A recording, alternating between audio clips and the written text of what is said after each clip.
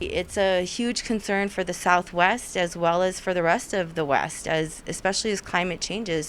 They are a symbol of fall in the West, but right now, Arizona's aspens are at risk. Researchers at NAU say the warming climate and an invasive pests are threatening the forest. Yeah, tonight meteorologist Jorge Torres takes us to Flagstaff to see what's pushing the trees to the brink.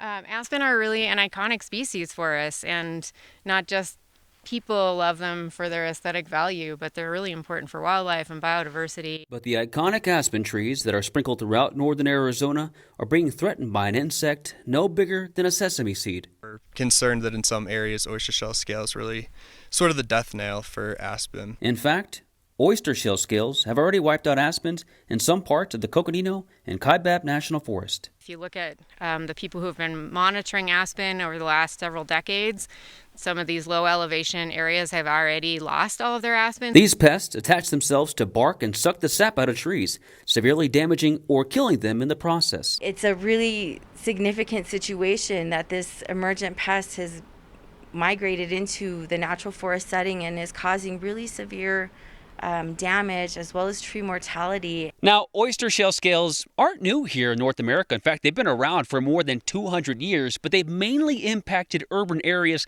and not the higher terrain. Now they're thriving up here for what luckily is being caused by climate change. We have to accept that the landscape is changing because of climate. Kristen Waring is a professor in the School of Forestry at NAU. She and her colleagues are researching oystershell scales, learning about their life cycle, aspen trees' lifespan once infested, and possible treatments. As of now, the oystershell scales haven't reached aspen stands above 8,500 feet, which Waring says might be because it's still too cold that high up.